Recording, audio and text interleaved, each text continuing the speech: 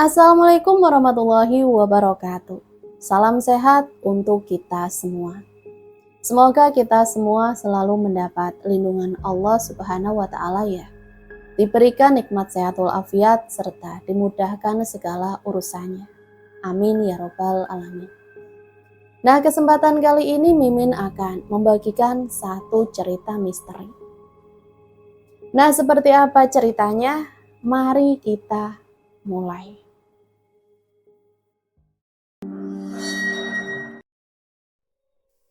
Maaf Bu, Mai hamil sudah 4 bulan, kata Mai suatu hari. Sang ibu yang terkejut tak mampu menahan air mata. Hatinya berkata ingin memukulnya, tapi juga merasa bersalah. Ia gagal menjaga anak perempuan satu-satunya itu. Siapa yang melakukannya itu, Nak? Asmir, Bu, jawab Mai gemetar. Tangannya mengepal geram. Takut-takut ia menatap mata ibunya. Piring yang sedang dibersihkan itu mendarat kasar di lantai. Mai terkejut menatap perlahan wajah ibunya yang memerah, geram. Harusnya bulan depan Mai bahagia. Cincin pertunangan melingkar di jari manisnya kelak. Namun sebuah tragedi yang sudah menjadi rahasia umum. Mai telah ternoda. Bahkan sebelum janji sehidup semati itu diucapkan. Kenapa kalian bisa melakukan dosa besar itu? Hah? Kamu itu yang bodoh. Sudah tahu salah, masih dilakukan. Kemana ajaran kedua orang tuamu dulu? Masuk telinga kanan, keluar telinga kiri aja. Emosi Mawar memuncah. Sedangkan Mai di sana hanya mampu terdiam. Ingin rasanya ia berteriak dan lari sejauh mungkin dari sini. Namun apa daya, tidak ada yang akan mendengar kenyataan sebenarnya. Ia diperkosa, dipaksa. Bu, dengar dulu penjelasan Mai. Mai tahu ini dosa besar dan memalukan, tapi ini bukan kesalahan Mai sepenuhnya. Kamu ingat dulu waktu Bapak menasehati soal zina. Ibu jelas-jelas bilang di situ kan, kalau sampai kamu melakukan, bunuh kedua orang tuamu langsung saat itu juga, supaya hanya kamu yang menanggung malu. Mawar berjongkok dan mengambil pecahan kaca itu. Menyadari sesuatu yang buruk akan terjadi. Mai menangis dan menepis tangan Mawar. Beling itu kembali jatuh ke atas lantai. Ini kan yang kamu mau, malu-maluin keluarga. Sakit. Ribuan duri sedang menusuk dadanya saat ini. Hatinya hancur, menjadi keping-keping keputusasaan. Ia telah berpacaran dengan Asmir selama 3 tahun lamanya. Namun selama itu Asmir tak pernah meminta yang aneh-aneh. Baru kali ini 2 bulan menjelang hari pertunangan. Malam itu menjadi riwayat kelamnya, kehidupan. Nafsu lelaki yang tak bisa dikendalikan. Dan Mai yang lemah tak mampu melawan. Mawar seperti manusia kesetanan. Ia mengambil beling itu bukan untuk melukai dirinya, namun untuk memukul kepala Mayang sampai terluka. Perempuan yang ternoda itu hanya bisa meringis di bawah kaki ibunya. Darah mengalir dari atas dan mengucur deras. Nafasnya tersengal. Ia mulai kehilangan kesadaran. Keluar! Mai menggeleng. Tatapan Mawar begitu tajam hingga nyalinya menciut. Jika diusir dari rumah, dengan siapa ia tinggal? Asmir belum punya rumah sendiri. Tak mungkin tinggal di rumah calon mertuanya. Alasan apa yang diutarakan nanti jika ditanya? Mengapa sampai diusir dengan luka yang cukup parah? Tidak. Mai memikirkan nasib bayi di dalam kandungannya ini. Bu, siksa Mai sampai emosi ibu reda. Asal jangan usir Mai dari rumah. Bagaimana nasib anak di kandungan Mai nantinya? Jangan pikirkan Mai, pikirkan janin ini, Bu. Ucap Mai mengiba. Mawar terdiam untuk sesaat. Jalan keluar untuk masalah rumit ini, ia bisa saja bersikap seolah tidak terjadi apa-apa. Tapi bagaimana mengelabui suaminya? Jika suaminya sampai tahu akan hal ini petaka besar akan terjadi. Jaga rahasia ini, jangan sampai bapakmu tahu. Apalagi nenek kakekmu, bisa habis babak belur dihajar bapak nanti. Paham? Ucap Mawar dengan nada tinggi. Bukan cuma kamu yang dihajar nanti, aku juga, bodoh. Lanjutnya, Mai mengangguk pelan. Tetesan air mata jatuh seiring dengan pertahanan tubuhnya yang mulai lemah. Bersihkan ini nanti.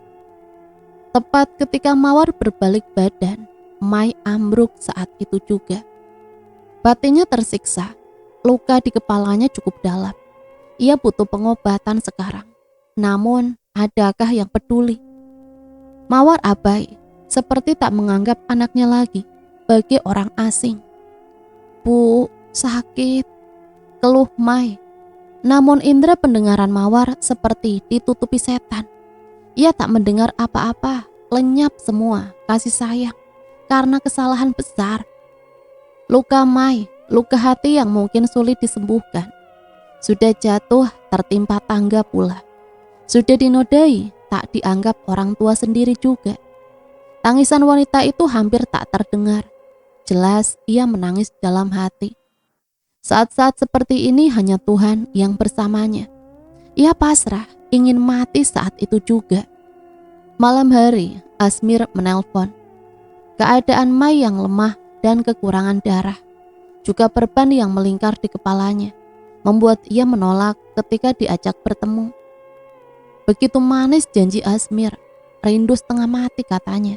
Padahal baru tadi pagi ia berbincang di pasar. Maaf, aku gak bisa ketemu sekarang, lain kali aja. Kalau kangen kita bisa telepon sampai berjam-jam. Tolak Mai halus, suaranya bergetar, ia takut. Bedalah, kalau ketemu kan bisa sambil peluk, cium, kata Asmir. Darah Mai berdesir. Inikah yang dinamakan cinta? Begitukah kamu ternyata? Pas pacaran gak ada kayak gini, Mas. Tiba-tiba otakmu isinya selangkangan begini. Kesetanan apa? Bisa sadar kan? Habis tunangan jeda 3 bulan, baru nikah. Ucap Mai emosi. Kesucianku sudah kamu renggut duluan. Kurang apa lagi? Sudah cukup sekali ini. Mentang-mentang aku gak bisa melawan, lalu kamu seenak jidat mempermainkan aku. Aku wanita, bukan mainan. Seandainya janin yang kukandung ini bukan anakmu, aku memilih meninggalkan. Tidak ada balasan di sana. Hanya terdengar suara nafas berat. Mai menunggu jawaban calon suaminya itu. Lelaki yang harusnya membimbing, tapi sebaliknya malah menjerumuskan. Kamu hamil? Iya, aku hamil sekarang. Apa? Jangan sampai orang-orang tahu atau kita berdua akan celaka. Kok bisa? Kan malam itu sudah aku... ini pasti akal-akalanmu saja kan? Itu bukan anakku, karena aku yakin gak mungkin bisa hamil. Asmir tak mau kalah. Sekarang ia yang tak menerima kenyataan. Busuk, ini anakmu. Kata siapa gak mungkin, hah? Kamu memperlakukan aku seperti budak waktu itu. Terserah, intinya sampai kapanpun dia bukan anakku. Ya, terserah. Aku bakal tetap melahirkan anak ini. Buka! Itu suara Mawar. Tengah malam begini mendobrak pintu kamar Mai. Kenapa, Bu? Bersikap seolah gak terjadi apa-apa. Sebentar lagi bapakmu pulang. Kenapa pakai perban segala sih? Nanti kalau kamu ditanya, mau jawab apa?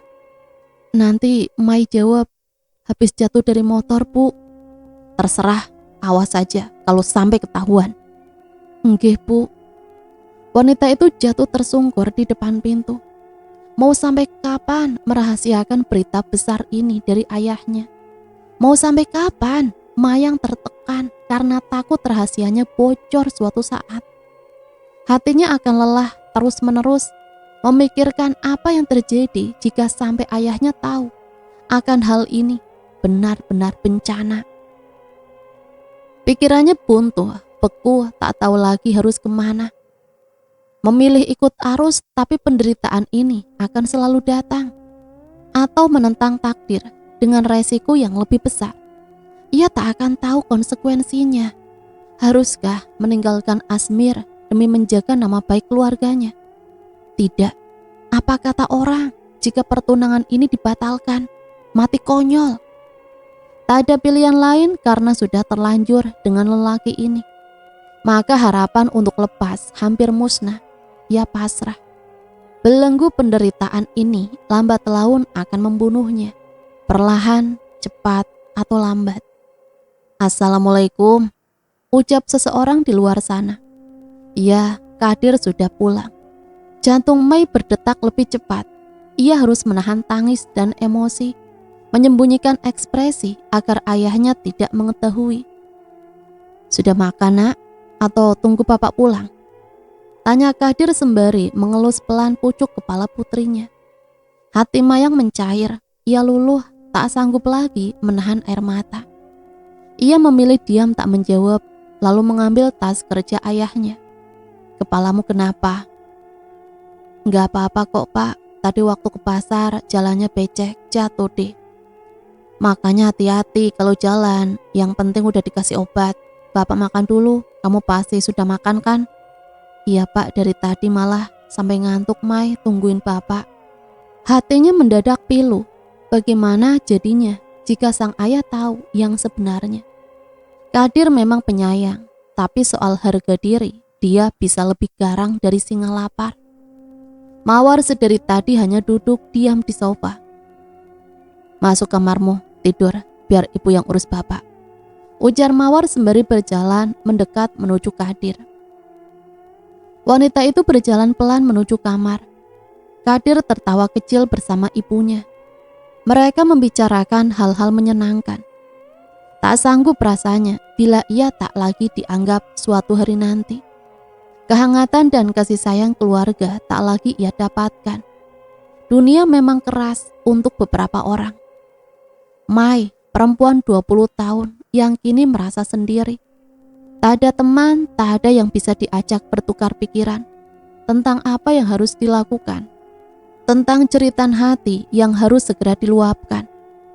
Kepada siapa ia mengadu? Hanya tangis yang menjadi pertanda bahwa hatinya benar-benar rapuh, tak berdaya. Janin yang tumbuh di rahim Mai sudah berusia 4 bulan. Tandanya ia sudah diperkosa jauh sebelum malam itu, ketika Asmir menghancurkan segalanya. Namun mengapa Mai tak angkat bicara? Adakah sesuatu yang disembunyikannya? Berapa bulan kamu hamil? Pesan masuk dari Asmir hanya muncul di notifikasi. Ia tak berniat membukanya langsung. Sesaat kemudian Asmir menelpon. Mayang menggeser tombol hijau di benda pipih itu, lalu mendekatkan ke telinga. 4 Bu, tidak, baru 3 mingguan. Mustahil Mai, aku sudah beri kamu obat supaya kamu gak hamil. Ini gak mungkin. Mungkin aja kan, kenapa bisa gak mungkin? Kamu yang tahu segalanya saat itu, karena aku gak sadar. Aku benar-benar gak yakin itu anakku. Kamu berani bohong sama aku. Jawab jujur. Jangan melimpahkan semuanya ke aku. Mentang-mentang aku calon suamimu. Mayang terdiam. Ia menghela napas berat. Ia juga tak tahu apa yang sebenarnya terjadi. Kehamilan ini sangat janggal dan aneh. Atau mungkin dia hamil anak setan. Aku gak tahu apa-apa. Stop, membuatku tertekan. Tangisan itu pecah, bingung dengan apa yang sebenarnya terjadi. Mungkinkah ada makhluk dunia lain yang menyetubuhinya ketika tidur? Benarkah ada kejadian seperti itu di kehidupan nyata?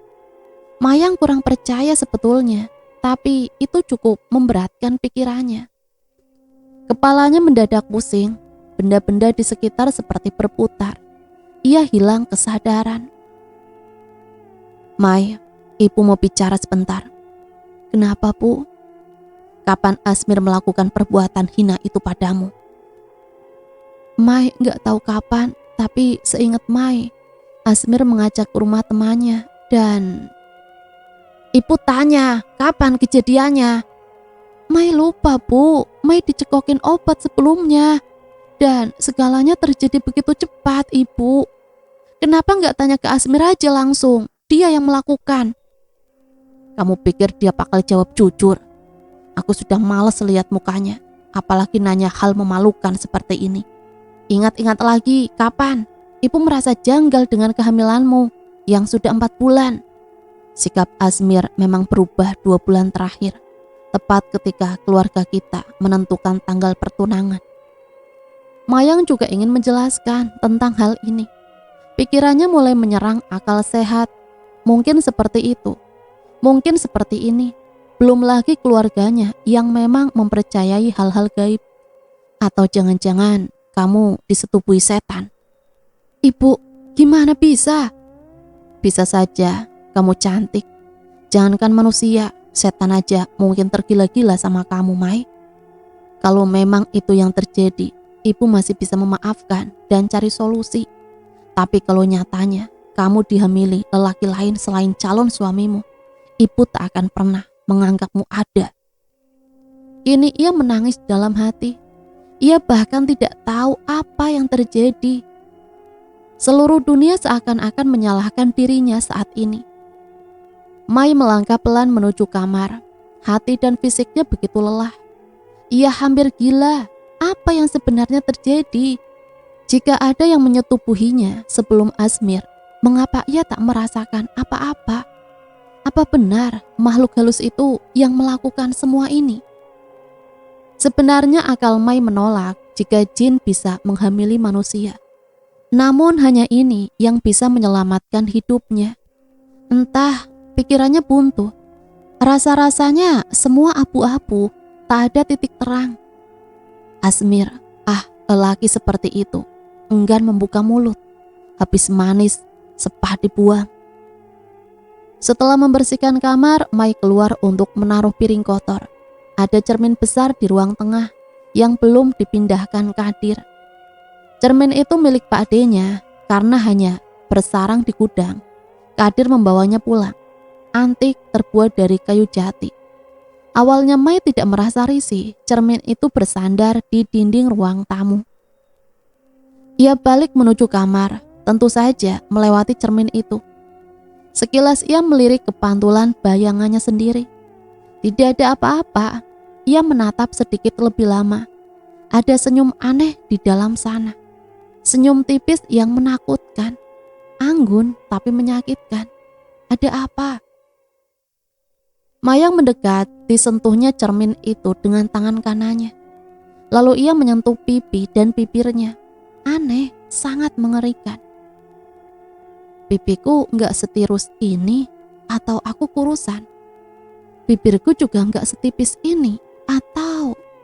Sepersekian detik kemudian, Mai tersadar. Bayangan di hadapannya bukanlah dia, tapi orang lain. Siapa? Hantu? Bisa jadi. Tapi mengapa begitu mirip? Seakan-akan ia melihat dirinya sendiri. Mai yang lembut, pendiam dan santun, tiba-tiba dihadapkan dengan sosok yang mirip dengan dirinya. Rambut wanita misterius itu sangat berantakan. Lama ditatap, wajahnya semakin tak beraturan.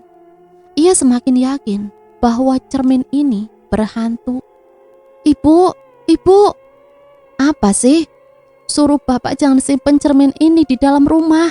Ada hantunya. Mungkin kamu melamun, jadi ngelihat aneh-aneh. Udah gak usah dipikirin. Malam harinya Mai bersiap-siap untuk tidur. Lampu telah dimatikan, pintu setengah ditutup. Jaga-jaga apabila ibunya ingin masuk dan mengambil sesuatu. Tiba-tiba kepalanya terasa sakit begitu hebat. Pandangannya buram, nafasnya memburu. Ia tak sadarkan diri lagi. Belum tidur sayang? Belum, kenapa? Ya seharian gak ketemu, gimana gak kangen? Aku juga, malam ini hanya ada kita berdua. Apakah semua orang udah tidur? Tengah malam begini siapa yang masih terjaga? Ayolah. Baiklah, hati-hati jangan mengganggu si kecil. Adik bayi, izin pinjem mama kamu sebentar ya. Baik-baik di sana, jangan nakal. Lalu terdengar suara cekikikan di dalam sana. Sinar matahari yang menembus jendela kamar membuat wanita itu terbangun. Refleks ia memegang kepala dan perutnya. Nyeri semalam belum reda, ia harus minum obat. Namun tiba-tiba ia merasa mual. Buru-buru bangkit menuju kamar mandi. Ada yang aneh, perut bawahku sakit banget. Biasanya juga nggak begini. Apa pengaruh hamil ya? Sudut pandang Mayang. Apa yang sebenarnya terjadi? Adakah hal yang tidak diketahui di luar kesadaran? Janin ini, haruskah aku menggugurkannya? Tidak, ini dosa besar. Aku tidak ingin menanggung dosa karena telah membunuh calon anak sendiri. Namun apa yang telah menimpa aku? Ini benar-benar di luar dugaan. Tidak masuk akal, ini anak siapa? Kalau bukan darah daging calon suamiku sendiri. Aku lupa memberitahu bapak semalam. Cermin itu harus segera diangkat ke ruang keluarga. Jika terus-menerus di sini, ruang gerak jadi terbatas. Takut juga jika sepupu datang dan bermain-main di sekitar sini, lalu tanpa sengaja menjatuhkan cermin. Sebenarnya aku masa bodoh dengan kemungkinan buruk lainnya. Satu hal yang cukup membuatku takut. Iya, siapa sosok wanita yang mirip denganku ketika itu? Hanya mirip wajahnya, tidak menampilkannya. Dia lebih berani dan sedikit menakutkan. Aku tak pernah mengurai rambut seperti itu atau menggunakan lipstik merah delima. Kehamilan ini harusnya sudah mulai terlihat. Aku pernah membaca jika hamil karena perzinahan, perempuan itu terlihat biasa-biasa saja, tak menunjukkan tanda-tanda wanita yang sedang mengandung. Allah menyembunyikan dosa ini, tapi nanti balasannya lebih pedih lagi. Aku tahu, dan aku menangis ketika menyadari hal itu. Belakangan memang kesadaranku mulai hilang. Sering melamun dan berbicara tidak jelas. Ibu sering memergokiku berbicara sendiri, marah-marah atau menangis tanpa suara. Ketika disadarkan, aku merasa tak melakukan apa-apa. Bu, kayaknya Mai memang benar-benar dihamili setan. Ucapku ketika ibu sedang memasak. Ia menghentikan gerakan tangannya, lalu menatapku dalam. Jelaskan, kenapa kamu bisa yakin? Bukannya ibu sendiri yang memprediksi bisa aja hal itu terjadi. Buktinya kehamilanku memang aneh. Kalau memang Asmir yang melakukan ini, kehamilanku masih berusia mingguan, Bu. Jelasku tanpa berani menatapnya. Iya, ibu tahu. Dari awal memang udah curiga sama kamu. Itu sebenarnya anak siapa? Kamu ditanya ada main sama yang lain, jawabnya lupa. Aku benar-benar lupa. Segalanya terjadi begitu cepat. Aku tidak ingat kejadian 4 bulan yang lalu. Tidak mungkin selingkuh dengan lelaki lain. Aku hanya mencintai Asmir. Mai sering pingsan tiba-tiba, Bu. Pas bangun terasa capek banget.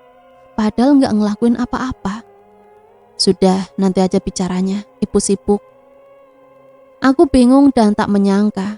Akhirnya, kuputuskan untuk mencari jalan tengah. Mempercayai tahayul seperti ini memang jebakan. Semua keluarga mendalami hal supranatural kecuali aku. Anak yang tak percaya dengan keberadaan makhluk lain di dunia ini. Mas, ayo ketemu di tempat biasa. Aku tunggu sekarang. Centang biru itu akhirnya terlihat. Aku meletakkan benda pipi itu di atas kasur, mengambil jaket dan menyisir rambut. Kenapa? Tatapannya khawatir, juga tangan yang meraih tubuhku tenggelam dalam dekapannya. Hangat. Momen seperti ini yang kurindukan. Ketika hubungan baik-baik saja, tanpa ada masalah menghambat. Sebelum sikapnya yang perlahan berubah. Ia bagikan psikopat berkepribadian ganda. Kadang romantis membuatku terbang hingga ke awan. Kadang pula sadis menjatuhkanku dalam harapan palsu. Aku, antar aku ke orang pintar sekarang. Ada yang aneh sama aku, Mas. Kamu ngomong apa sih? Mabok apa gimana? Aneh apa? Kenapa bawa orang pintar segala? Aku curiga bayi ini anak setan. Respon tak terduga, Mas Asmir tertawa kencang. Memangnya ada hal kayak gitu di zaman sekarang? Ada-ada aja kamu ini. Kalau bukan karena jin, bagaimana bisa? Kandunganku sudah berusia 4 bulan. Coba jelaskan. Kataku. Ia terdiam. Aku saja masih kebingungan tentang hal ini. Tolong beritahu alasan yang lebih masuk akal. Ya udah, aku temenin. Mbah Rondo, mantan paranormal dan pemburu hantu yang tinggal di seberang jalan. Rumahnya tertutup, jarang sekali Mbah Rondo keluar rumah. Hanya terlihat sekali-kali, ia keluar dan seperti mencari sesuatu, lalu kembali masuk. Kata ibu Mbah Rondo bisu, sehingga berkomunikasi dengannya cukup sulit. Namun itu tidak menjadi alasanku mencari tahu. Ketika masuk, ruang utama dipenuhi bermacam-macam boneka. Rata-rata boneka itu memiliki bentuk yang menyeramkan. Banyak juga keris, lukisan, dan barang antik yang sepertinya memiliki penunggu. Langsung aja Mbah, nama saya Mayang. Sebenarnya ini aib, tapi mau nggak mau harus diceritakan. Saya dan calon tunangan telah melakukan hubungan terlarang sebulan yang lalu. Ketika dicek, kandungan saya sudah berusia 4 bulan. Apakah saya dihamili setan, Mbah? Ya Tuhan, lidahku mendadak keluh, menceritakan aib sendiri. Ini sangat memalukan. Semoga saja Mbah paham apa yang aku maksud. Karena jujur saja, ruangan ini terasa mencekam. Mas Asmir mencubit pelan perutku. Kenapa dia nggak ngejawab? Mas, dia itu bisu. Jawabku pelan. Mbah mendongak dan menatapku dalam. Ia seperti membaca sesuatu yang entahlah, ekspresinya sangat sulit ditebak. Aku hanya ingin jawaban iya atau tidak. Mbah, iya atau tidak? Beliau mengangguk pelan. Entah anggukan itu menyeratkan iya atau tidak. Aku mulai muak dan menyerah. Ia memberiku segenggam bunga melati. Ku terima dengan ragu-ragu. Kayaknya kamu disuruh makan bunga itu deh. Ucap Asmir. Aku manggut-manggut. Tapi memakan bunga melati adalah suatu kegilaan. Untuk apa? Udah di rumah aja kamu makan. Aku pengen pulang. Lanjutnya mendesak. Mbah Rondo mengangguk cepat. Sepertinya Mas Asmir paham bahasa isyarat Mbah Rondo. Aku menghela nafas berat. Mengapa jadi runyam begini? Kuremas bunga melati itu dalam genggaman. Satu persatu kelopaknya masuk ke dalam mulutku. Rasanya aneh dan hampir saja aku muntah. Demi apa aku seperti ini? Tidak masuk akal. Ngapain kamu? Tadi Mai ke orang pintar, terus dikasih bunga melati. Kayaknya disuruh makan. Ucapku lalu membekap mulut. Buat apa? Mai nggak dikasih tahu apa-apa. Simbah Rondo Bu yang bisu itu. Ibu tak menjawab. Ia berbalik badan dan berlalu. Tinggal satu kelopak lagi, tapi aku sudah tidak kuat. Akhirnya ku muntahkan semua isi perut. Perasaan tidak enak kembali menyerang. Kesadaran seperti terbagi dua. Jika memang benar ada jin di dalam tubuhku, bunga melati ini akan memberi efek. Kepalaku mulai pusing dan sekitaran tampak putih. Ikut denganku. Siapa? Cukup dengarkan dan ikut denganku. Aku membersihkan mulut dan mencari sumber suara.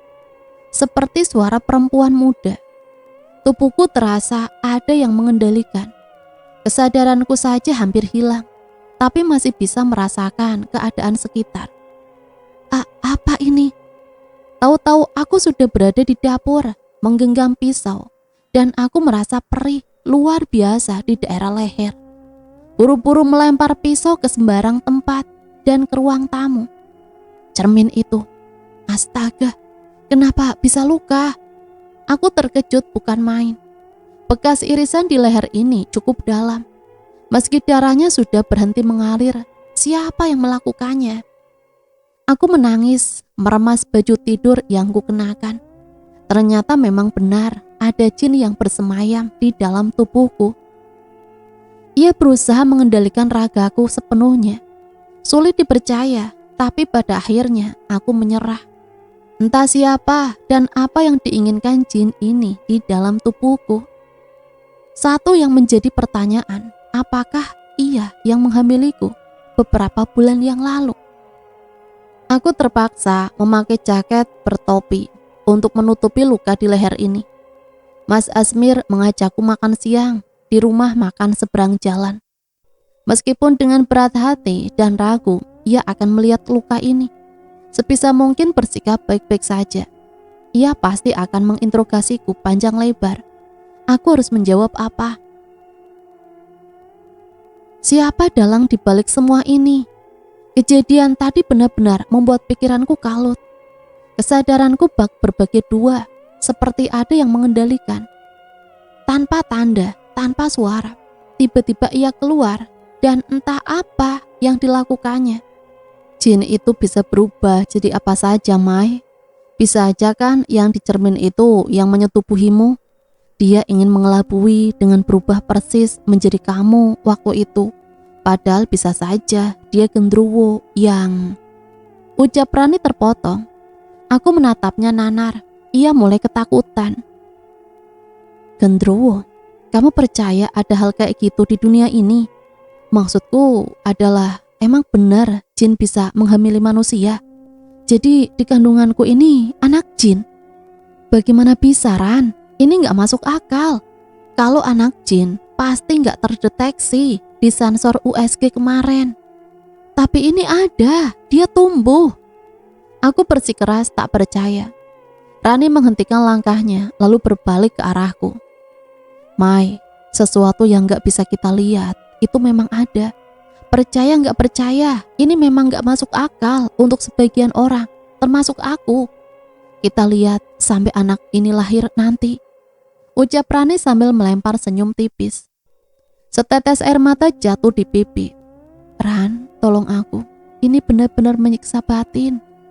Aku curiga sama Mas Asmir.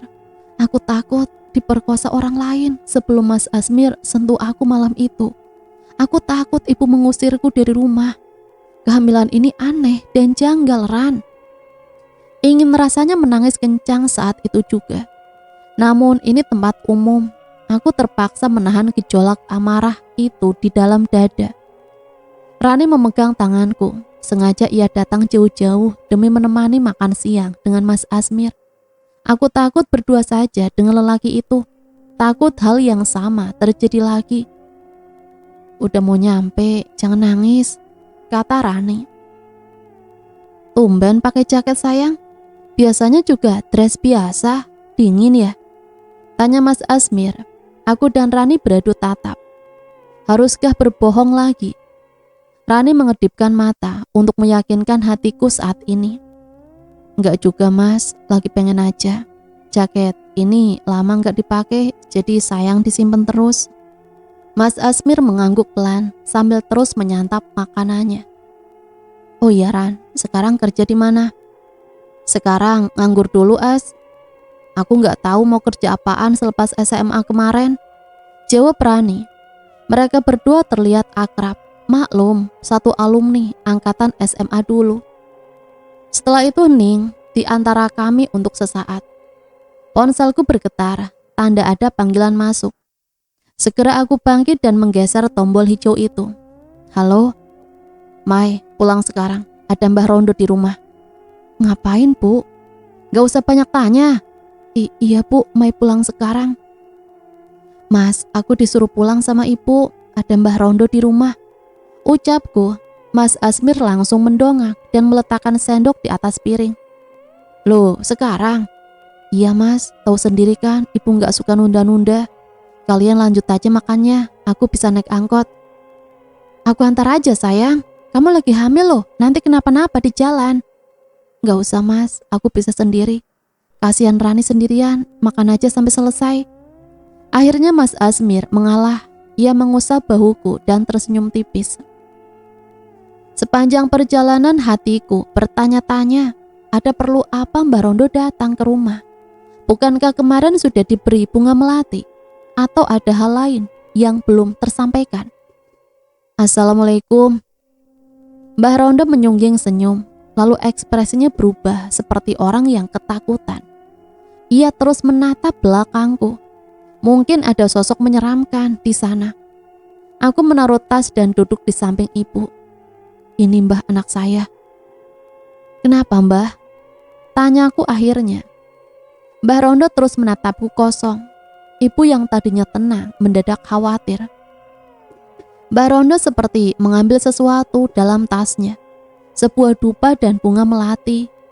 Lagi, ia membakar dupa itu lalu menyebarkan asapnya ke sekeliling tubuhku. Di situ merasa ada sesuatu yang hendak masuk dan mengambil alih kesadaranku. Mbah Rondo menutup kedua mataku dengan tangannya. Nafas yang memburu juga detak jantung yang semakin cepat membuatku gelagapan. Mbah, anak saya kenapa? Tanya ibu. Seperti biasa, Mbah Rondo hanya menggumam.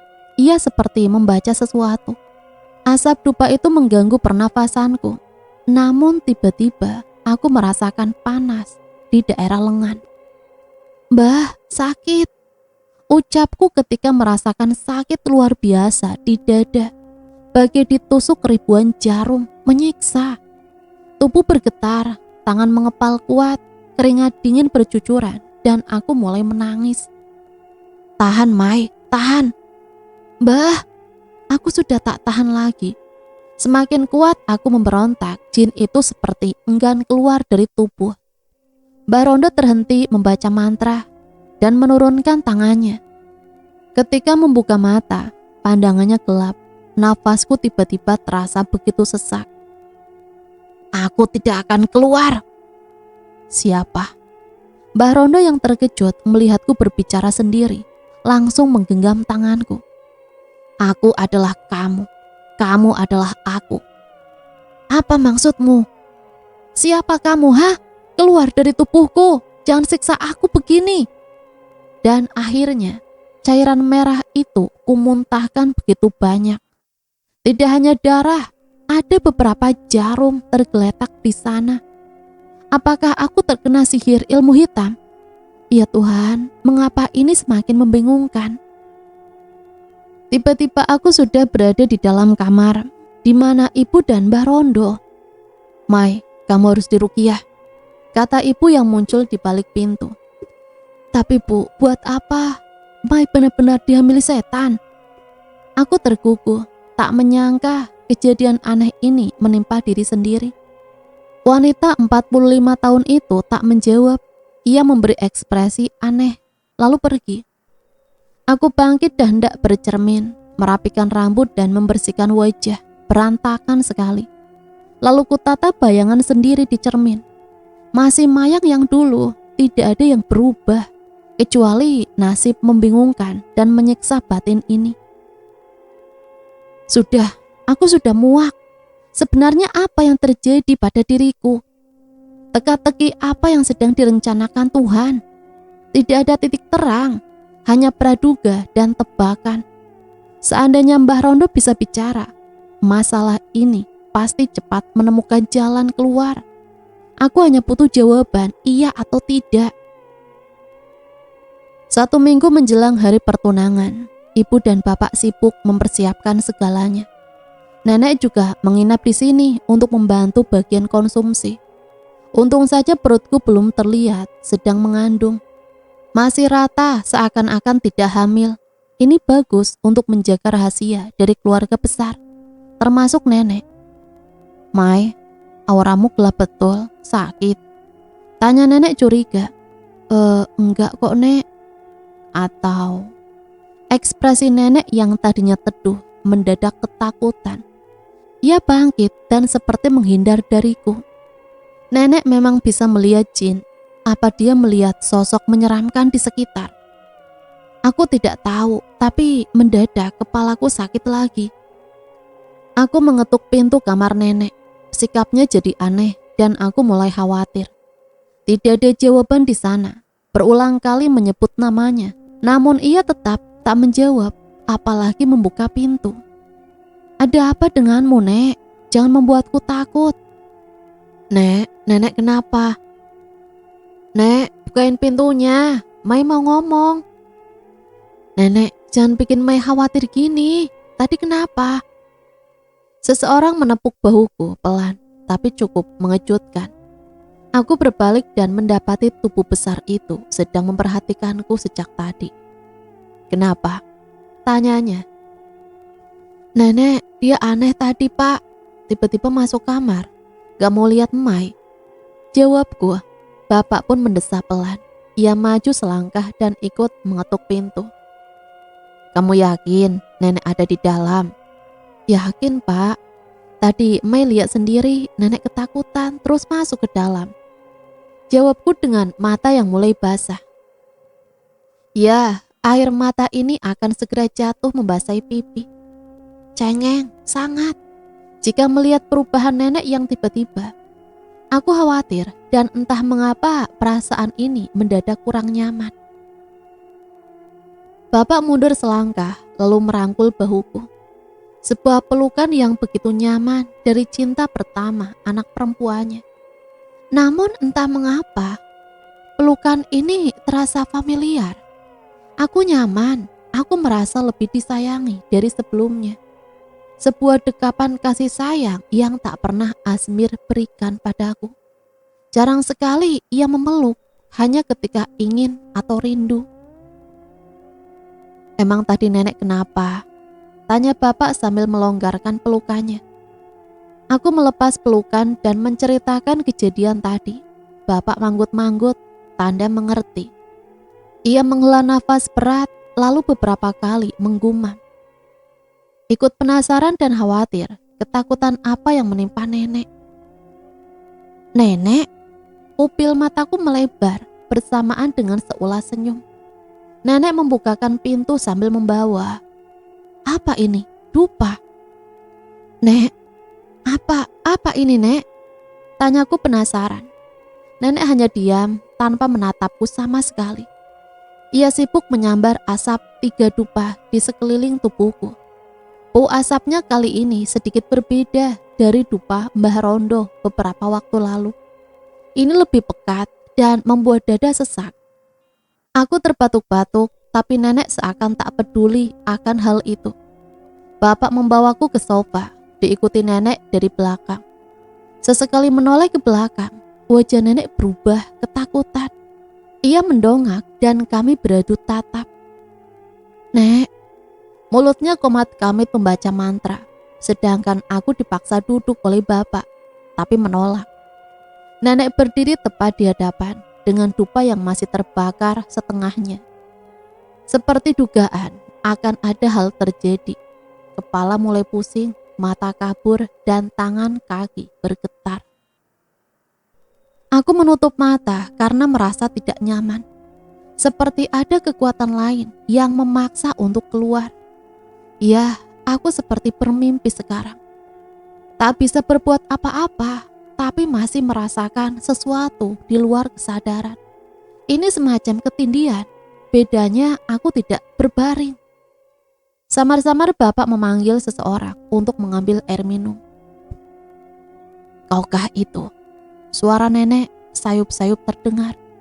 Mata seakan terkunci, sulit sekali untuk dibuka. Seluruh tubuh kaku dan seperti ada jiwa lain yang memaksa masuk mengendalikanku sepenuhnya.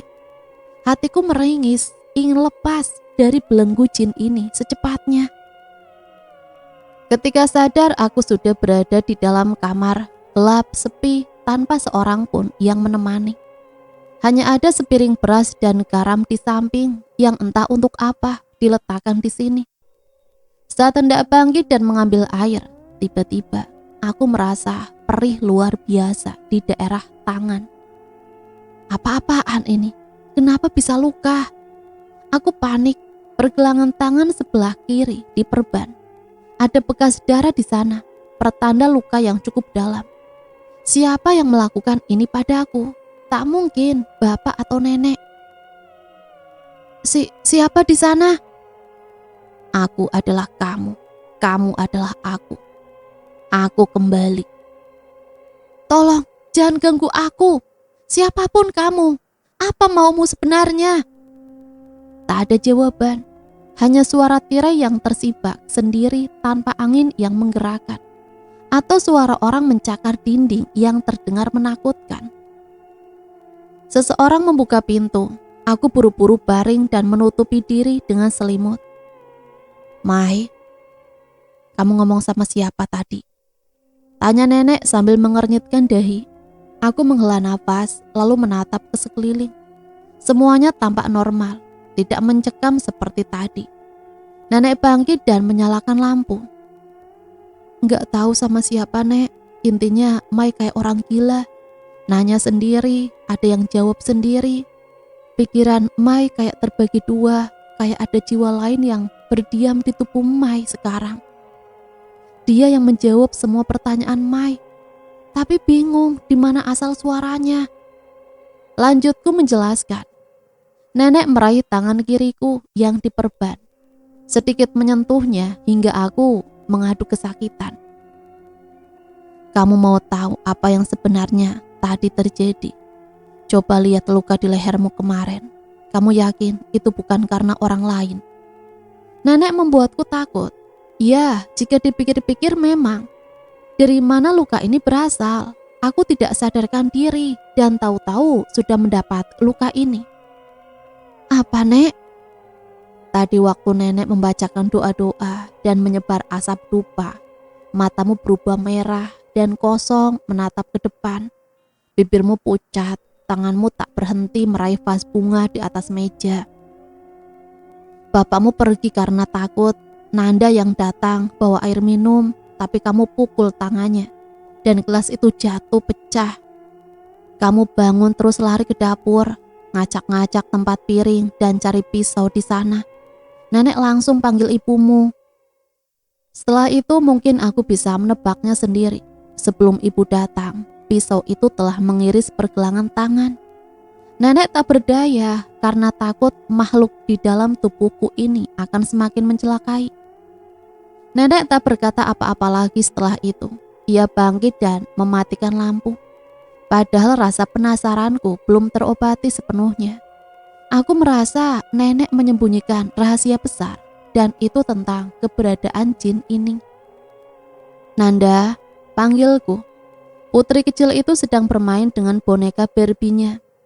"Iya, Kak Mai." "Kamu gak apa-apa, tadi kena beli gak?" "Enggak kena kok, Kak Mai. Pas kakak pukul tangan Nanda, nenek suruh mundur ke belakang." Aku takut jika tak bisa mengendalikan diri sendiri, kemudian mencelakai orang lain yang kusayangi. Untung nenek dan Nanda mungkin hanya sekali ini diberi keberuntungan. Mereka selamat meski benda tajam berada di hadapan. Namun bagaimana jika ini terjadi lagi dan aku tak sengaja melukai? "Kak Mai, tadi Kak Mai serem banget sampai mau nyakar Om. Terus mukanya Kak Mai pucat. Nanda juga takut." "Oh ya Kak, tadi waktu nenek bacain doa, kakak ngomong, 'Aku kembali, aku kembali.' Terus nenek kayak marah gitu. Nenek ngebentak. Kak Mai juga balas ngebentak. 'Nggak boleh gitu Kak,' kata mama, 'bicara kasar sama yang lebih tua itu dosa.' 'Iya, lain kali nggak gitu kok. Jangan dicontoh ya, kan nggak baik,' kataku sembari mengusap kepalanya.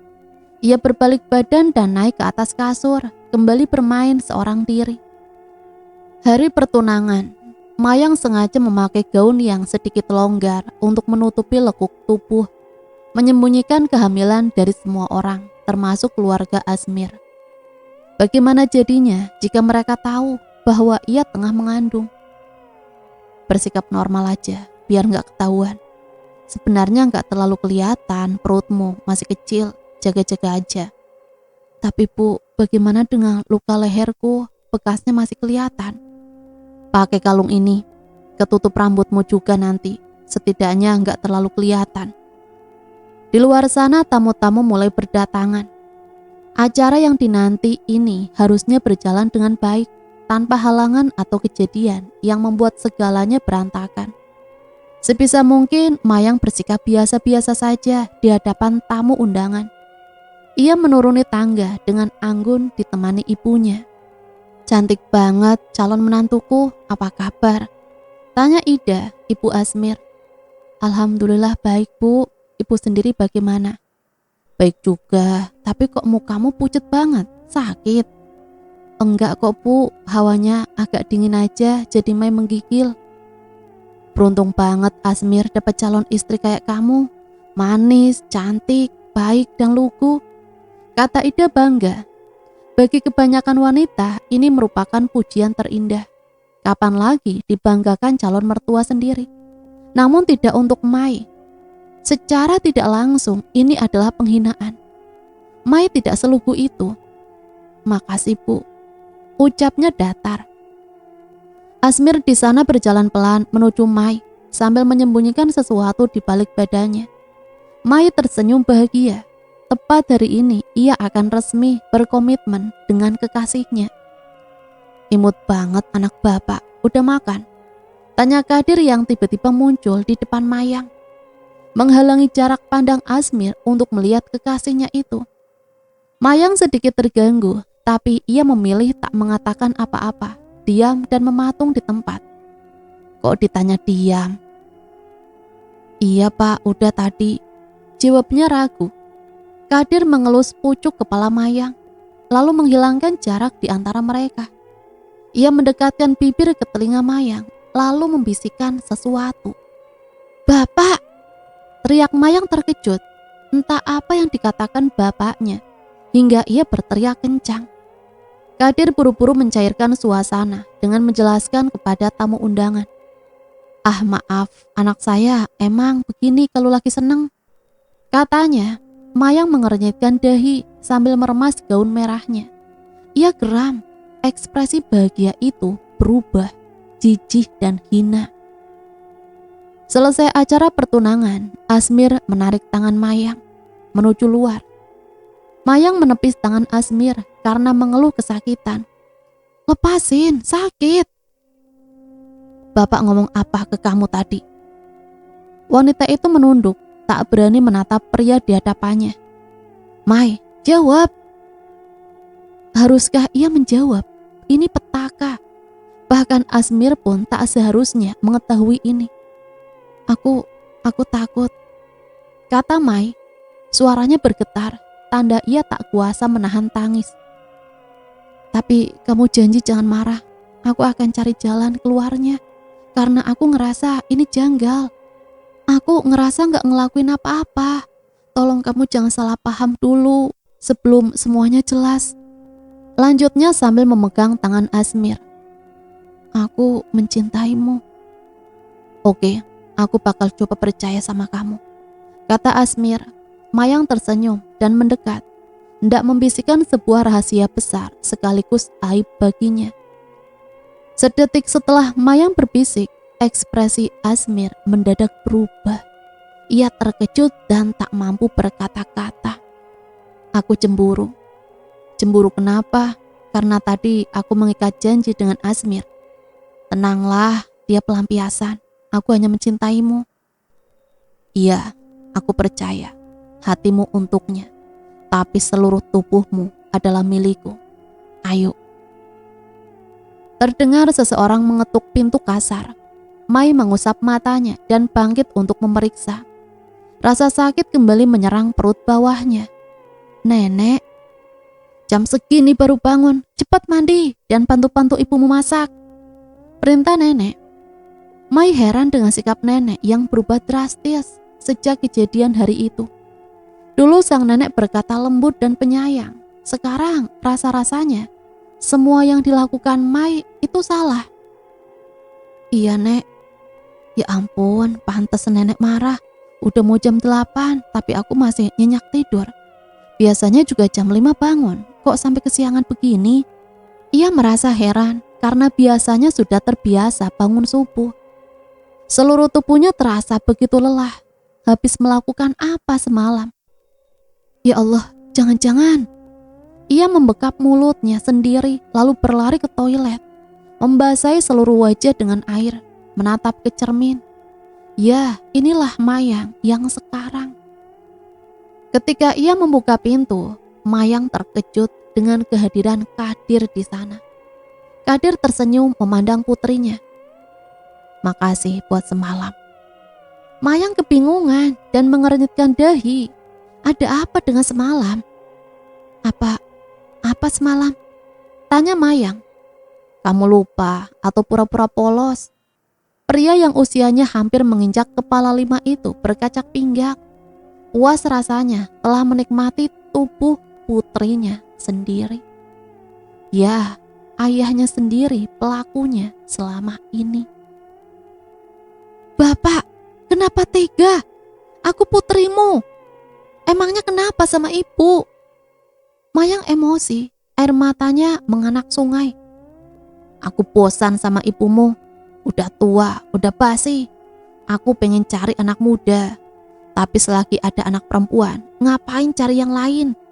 Kadir terkekeh, lalu ia mengelus pipi mulus Mayang. Pak, ini dosa. Jadi anak ini... Ya, itu anakku, anak kita. Ucapnya, bagai tersambar petir di siang bolong. Mayang terkejut bukan main. Pertahanannya hancur saat itu juga. Ia terjatuh. Ternyata Kadir telah melakukan hubungan sedarah ini sudah lama. Sekira 4 atau 5 bulan yang lalu. Awal kehancuran itu terjadi dan Mayang tak menyadari. Barulah ketika ia mengetahui kehamilannya yang berusia 4 bulan. Kejanggalan ini membuatnya bingung. Sekarang ia tahu bahwa anak ini bukan darah daging calon suaminya. Bukan juga anak hasil pemerkosaan. Ia hamil anak bapaknya sendiri.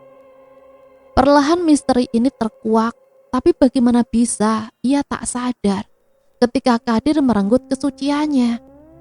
Tidak ada yang salah dengan ini. Mayang merasa tidak pernah melakukan dosa sehina ini. Ia merasa masih suci dan tak pernah tersentuh. Jin itu, jin yang bersemayam di tubuhnya. Apakah ia yang melakukan ini semua? Nenek, Mayang mau tanya sesuatu. Mai yakin nenek tahu semua ini. Sebenarnya apa yang terjadi? Apa yang ada di dalam tubuh Mai? Bibir wanita itu bergetar ketika mengeluarkan semua tanda tanya dalam pikirannya. Jin, Mai, jin, gak ada yang lain. Jawab nenek. Mayang masih tak merasa puas dengan jawaban itu. Memilih untuk bertanya lagi. Bohong, pasti ada sesuatu yang gak Mai tahu, Nek. Mai mau memberitahu sesuatu, hal yang besar dan ini memalukan. Tapi tolong percaya sama Mai. Mai hamil. Lanjutnya, nenek langsung menoleh ke arahnya, melempar tatapan tajam dan menakutkan. Satu tamparan keras mendarat di pipi kiri Mayang. Wanita itu mengadu. Air matanya meleleh seketika. Ia tak menyangka sosok penyayang selain ibunya kini telah menampar pipinya. Siapa ayah dari bayi itu? Kapan kamu melakukannya? Nek, dengar penjelasan Mai dulu. Mai sama sekali gak ngerasa pernah melakukan itu. Mai merasa masih suci. Bapak yang ngelakuin ini, Nek. Jawabnya sambil menunduk. Bayi ini bukan anak jin, tapi Mai benar-benar ngerasa gak pernah melakukan sama sekali. Enggak, Mai tahu ini dosa, Nek. Tiba-tiba langsung seperti ini. Lanjutnya sambil sesegukan. Sang nenek tak menjawab, ia memilih tenggelam dalam pikirannya sendiri. Mayang menunggu sepatah kata itu keluar dari bibir neneknya. Ia berharap akan diberi kesempatan mencari tahu hal yang sebenarnya, meski butuh banyak pengorbanan. Nek, Mai janji bakal cari apa yang terjadi. Asal nenek percaya sama Mai. Mai gak pernah melakukan hubungan sedarah ini. Nek, jawab Mai. Bantu Mai cari obat. Bisa-bisanya Mai gak sadar waktu ditiduri bapak. Hening di antara mereka untuk beberapa saat.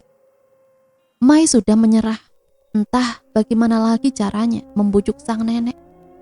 Ia memilih diam, menatap tangan keriput wanita itu dengan wajah sendu. Jangan sampai ibunya tahu akan hal ini. Ia harus menjaga dan mengubur rahasia besar dari siapapun lagi, termasuk ibunya. Hatinya menangis. Ia terlalu lemah menanggung beban ini sendirian.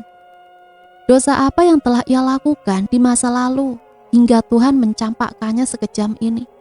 Bagaimana bisa ia tak sadarkan diri ketika si bejat itu meniduri Mayang?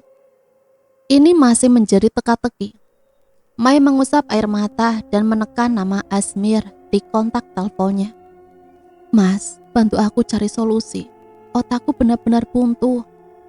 Lelaki yang resmi menjadi calon suaminya itu mendesak kecil. Deru nafasnya menjadi pertanda bahwa ia juga ikut kebingungan. Bencana apa yang menimpa Mayang hingga menimbulkan misteri serumit ini? Ya sayang, Mas bakal bantu kamu. Meski keluar uang banyak asal kamu sembuh. Menenangkan, Mai lega. Asmir tak marah, malah ikut mendukungnya.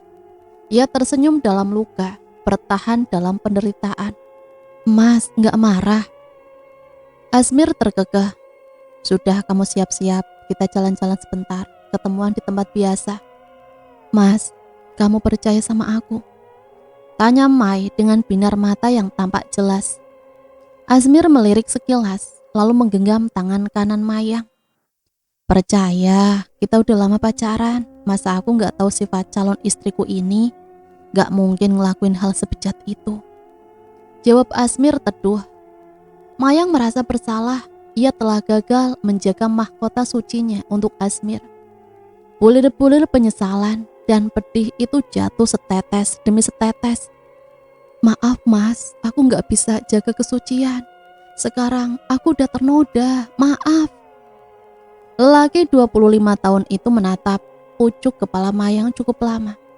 Dilihatnya sang kekasih yang sedang menangis, menderita batin.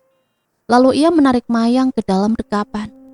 Wanita itu terkejut, tapi ia tak menolak. Inilah yang diinginkannya sejak lama, waktu berdua. Sekarang aku tahu ini anak siapa. Satu persatu teka-teki ini terbongkar, tapi ada satu hal lagi. Apa? Kenapa aku gak sadar sama sekali waktu itu, Mas? Gak ada tanda-tanda dia melakukan itu. Aku hidup normal selama 5 bulan terakhir. Mungkin Bapak ngasih kamu obat apa gitu supaya gak sadar. Coba ingat sebelum itu dikasih makan atau minum apa sama dia. Gak ada, Mas. Jawab Mayang. Asmir memijit keningnya, lalu bangkit. Ia menarik tangan Mayang dan mengajaknya ke suatu tempat. Mau kemana, Mas? Kita jalan-jalan seharian hari ini. Kamu mau makan apa bilang, supaya kamu gak stres. Mayang mengangguk pelan. Rasanya ia jijik dan tak rela mempertahankan kandungan ini. Seandainya aborsi tidak dosa, mungkin ia sudah lama melakukan tindakan itu. Dari mana kamu? Mayang dikejutkan oleh sosok wanita yang tak lain adalah ibunya, Mawar. Ia memasang wajah curiga dan tak sedap dipandang. Habis jalan-jalan sama Asmir, Bu. Jawab Mai ragu. Mawar langsung menarik tangan anaknya itu dan menutup pintu. Jangan suka keluar rumah. Gimana jadinya kalau tetangga tahu kamu lagi hamil, ha? Mau taruh di mana muka ibu? Bu, sudah Bu. Mai gak salah. Saya yang ngajak dia tadi. Kasihan di rumah terus. Asmir datang berusaha melerai. Namun Mawar bak kesetanan. Ia tak mempedulikan kehadiran Asmir di sana. Mai terdiam. Ia mengusap air mata dan masuk ke kamar. Percuma juga menjelaskan. Mawar tak akan mau mendengarkan. Entah hukuman apa yang sedang ia jalani belakangan. Air mata dengan mudahnya jatuh dan membuka kembali luka lama. Sakit sekali ketika mengingat. Mayang yang murah senyum dan selalu ceria, sekarang ia bagi raga tak bernyawa. Aku hidup, tapi terasa mati. Sebenarnya apa yang terjadi? Aku muak. Aku rindu, kata sosok yang kini sedang menguasai raga Mayang. Kadir tersenyum bahagia dan mengelus pipi putrinya. Maria, kamu cantik banget pakai baju ini, kata Kadir. Wanita di hadapannya itu menarik karet rambut dan mendekatkan diri, menghapus jarak di antara mereka. sangat dekat seperti pasangan yang dimabuk cinta. Anak ini masih lama lahir, aku sudah tidak sabar ingin menggendongnya. Kata Maria, sosok lain di tubuh Mayang sembari mengelus perutnya. Iya, aku juga. Sabar ya, sebentar lagi. Mereka berdua bergelayut manja. Sosok di tubuh Mayang itu terus menggoda Kadir. Tak ada perlawanan. Pria bertubuh besar itu justru sangat menikmatinya. Ya, Kadir jatuh cinta pada Maria, bukan Mayang, putrinya sendiri. Ia menyukai sisi lain dari Mayang yang berani dan lebih menghanyutkan. Pak, udah dikasih Bapak. Pupil wanita itu membesar, tak percaya dengan apa yang dilihatnya sekarang. Tiba-tiba Mawar membuka pintu dan melihat apa yang seharusnya tak dilihat. Hatinya sakit, perih, bagi mimpi. Suami yang sangat dicintainya tega menduakan hati, bahkan dengan anak mereka sendiri. Mawar terjatuh, ia tak mampu berkata-kata lagi. Sedangkan Kadir di sana buru-buru melepas pelukan Maria. Aku bisa jelasin ke kamu, kata Kadir. Maria tersenyum sinis. Jadi kamu yang menghamili Mayang, Mas? Aku bisa jelasin, kamu jangan salah paham dulu. Kadir bangkit dan mendekati Mawar. Namun wanita itu memilih menepis tangan suaminya. Ia murka, sedangkan Maria di sana menatapi ujung kukunya. Ia tak peduli dengan keadaan yang terjadi sekarang. Apa yang harus kau jelaskan lagi? Aku udah lihat semuanya, apalagi sekarang? Dan kamu Mayang, dia itu bapakmu. Kenapa kamu tega nyakitin ibu kayak gini? Hah? Bangkit dari situ, keluar. Apa? Permisi, siapa yang kamu panggil Mayang? Dasar wanita gak tahu diri. Keluar kamu. Mawar, ku jelaskan dulu. Dia itu bukan Mayang, kata Kadir bersikeras. Mawar yang menganggap ini lelucon pun terkekeh. Terus siapa? Kembarannya. Jelas-jelas aku lihat kalian berdua-duaan. Pintu pakai ditutup segala. Maksudnya apa? Emosi Mawar meledak. Ia menatap tajam ke arah Maria. Maria tak suka ditatap seperti itu. Ia bangkit dari kasur dan menghampiri Mawar. Tatapan tajam dibalas sengit. Maria mencengkeram pergelangan tangan Mawar hingga wanita itu bangkit. Lepasin anak durhaka. Siapa yang kau panggil? Mayang. Jawab. Bentak Maria. Mawar terkejut tapi berusaha tegas pada anaknya. Kamu Mayang, anakku. Anakmu sebentar lagi akan mati dia. Kau lupa perjanjian 18 tahun yang lalu. Aku kembali untuk menagih janji itu. Lanjutnya, Mawar tak tahu harus menjawab apa. Janji yang mana? Tanya si tua bangka itu. Pagi harinya, semua berjalan seperti biasa. Mereka bersikap seolah tak terjadi apa-apa, termasuk Mawar. Sambil mengerjakan pekerjaan rumah, ia tak henti-hentinya memikirkan kejadian semalam. Meskipun harus menyembunyikan hal ini dari ibunya. Jangan melamun, nanti kena pisau itu jarinya, kata nenek. Lamunan Mawar buyar dan langsung menoleh. Iya bu. Masak apa sayang? Tanya Kadir tiba-tiba muncul dari belakang. Mawar yang mendengar hal itu bukannya senang, malah merasa jijik.